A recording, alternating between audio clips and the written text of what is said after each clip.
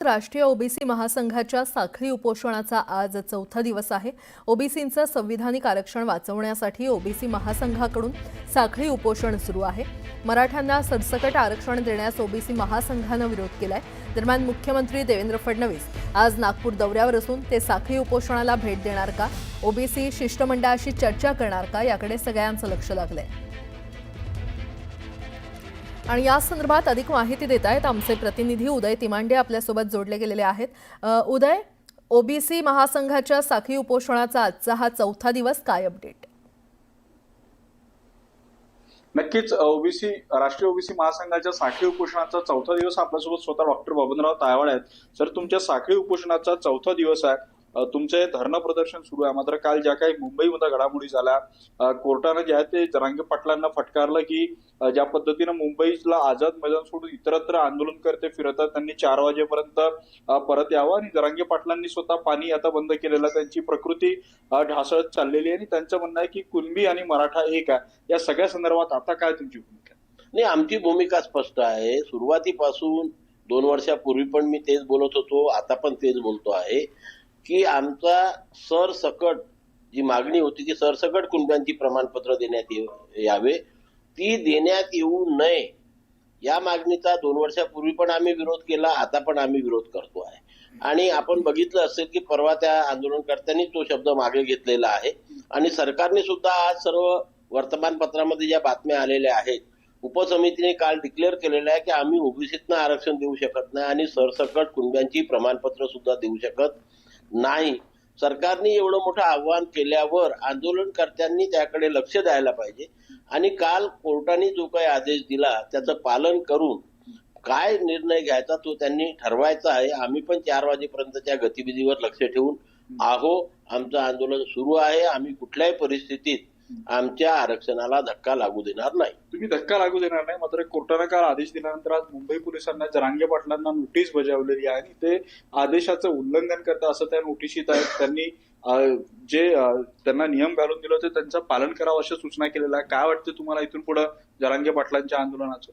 नाही, हे बघा की काल आंदोलनकर्ते आणि सरकार दोघांनाही उच्च न्यायालयाने निर्देश दिलेले आहे की 4 वाजेपर्यंत दोघंही मिळून मुंबई खाली करा। आता दोघंही कुठल्या प्रकारचं हे वापरतात, तंत्र वापरतात आणि मुंबई खाली करून मुंबईतील नागरिकांना दिलासा देतात, याकडे आम्ही लक्ष ठेवून आहोत की सरकार काय भूमिका बजावतात। आंदोलन काल मनोज जरांगे पाटलांनी सुद्धा आपल्या आंदोलकांना आवाहन केलेलं आहे की आपण उच्च न्यायालयाने दिलेल्या निर्देशाचं पालन करावं आणि आपल्याला हे मुंबई सोडून जिथे जिथे आपल्याला जाता येईल तिथे तिथे आपण जावं। अशा प्रकारे जर झालं आणि शांततेने आंदोलन करण्याचा सर्वांना मार्ग आहे, मोकळा आहे, संविधानिक अधिकार आहे, पण आपल्या आंदोलनामुळे इतर नागरिकांना त्रास होईल असं कृत्य कधीही आंदोलन करण्याकर्त्यांकडनं अपेक्षित नसते। आज 4 वाजेपर्यंत मला आशा आहे की माननीय उच्च न्यायालयाच्या निर्देशाचे पालन होऊन या आंदोलनामध्ये शांतता निर्माण होईल। सर, आज मुख्यमंत्री नागपूर दौऱ्यावर आहेत। गेल्यावेळी ज्यावेळी तुम्ही नागपूरच्या संविधान चौकात आंदोलन केलं होतं त्यावेळी मुख्यमंत्र्यांनी तुमच्या आंदोलनस्थळी भेट देऊन तुम्हाला आश्वस्त केलं होतं।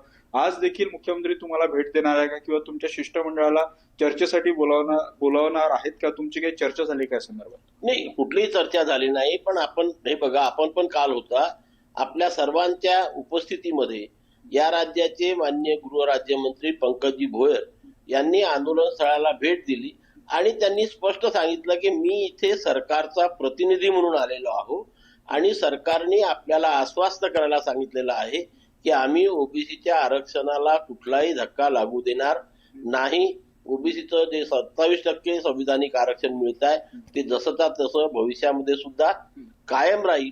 आणि दुसरी जी आमची मागणी होती की सरसकट कुणब्यांची प्रमाणपत्र देऊ नका, ते आंदोलनकर्त्यांनीच परवा तो शब्द मागे घेतला आणि सरकारने सुद्धा काल ते स्पष्ट केलेलं आहे।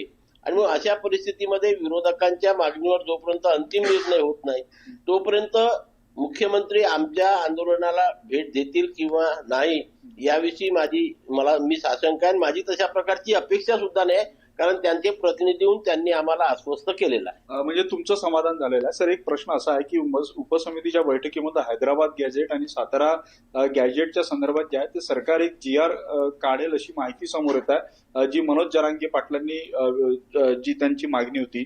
जर कुठला GR निघाला तर तो तुम्हाला मान्य असेल का, किंवा तो तुमच्या ओबीसीसाठी हितावह असेल का? नाही, आम्ही जो ड्राफ्ट GR आज येणार आहे, अंतिम GR नाही आहे तो, त्याच्याकडे लक्ष ठेवून आहोत. त्याचं जोपर्यंत आम्ही अवलोकन करत नाही, वाचत नाही, त्याच्यामध्ये काय अटी शर्ती घातलेल्या आहे ते वाचल्यावरच, त्याचं अवलोकन केल्यावरच आम्ही त्याच्यावरती कॉमेंट करू. पण माझ्या वैयक्तिक मताप्रमाणे या देशामध्ये आणि राज्यामध्ये जो प्रचलित कायदा आहे की वडील, आजोबा, पंजोबा, खापर पंजोबा यांच्या वैयक्तिक महसुली किंवा शैक्षणिक कागदपत्रावर किंवा सरकार जे काही कागदपत्रे अधिकृत म्हणून घोषित करतील त्या कागदपत्रावर कुणबी जातीची नोंद सापडत नाही तोपर्यंत सरकार कुणाचंही असो ते जात प्रमाणपत्र निर्गमित करू शकत नाही. नक्कीच राष्ट्रीय ओबीसी महासंघाच्या साखळी उपोषणाचा 4था दिवस आहे आणि काल हायकोर्टानं सांगितल्याप्रमाणे आज जरांगे पाटलांच्या आंदोलनाच्या बाबतीत सरकार आणि स्वतः जरांगे पाटील काय भूमिका घेतात याकडे राष्ट्रीय ओबीसी महासंघाचं लक्ष लागून असल्याचं बबनराव तायवाड यांनी स्पष्ट केलेला प्रोजेक्ट. ठीक आहे उदय, धन्यवाद या संपूर्ण माहितीसाठी.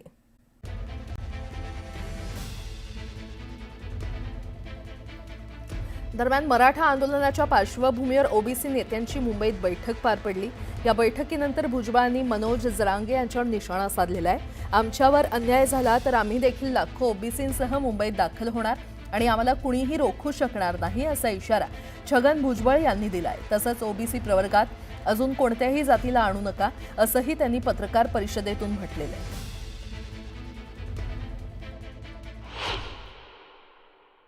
आम्ही ठरवलेलं आहे, आम्ही उपोषण करणार, आम्ही जिल्ह्यातून मिरवणुका काढणार, तालुक्यातून, आणि आमच्यावर जर अन्याय झाला तर आम्ही सुद्धा लाखोच्या लोंढ्यानं ज्या मुंबईमध्ये आल्याशिवाय राहणार नाही, हे आज आम्ही इथे ठरवलेलं आहे.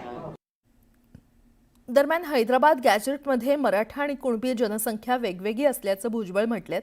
यावर जरांगेंनी काय पलटवार केलाय पाहूयात. आता त्यांनी हे जे आहेत काय काढलं काय तर हे निजामाचं जे आहे काय तुमचं गॅजेटियर वगैरे आहे, बरोबर. बरं, ठीक आहे.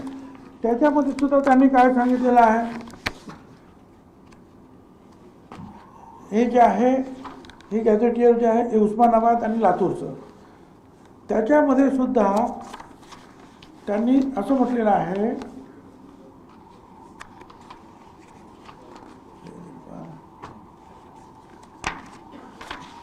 कुणबी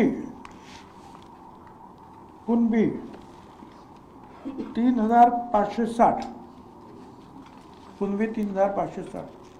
परत वेगळे लिहिले आहेत मराठा 2,46,490. म्हणजे काय, मराठा वेगळा आहे, कुणबी वेगळा आहे.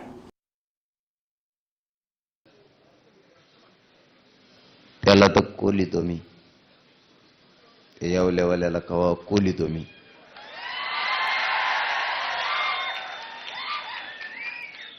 मराठा आणि कुणबी एक हे फायनल आहे आणि आम्ही त्याच्यावर राहणार आहे. त्याला मी महत्व देत नाही.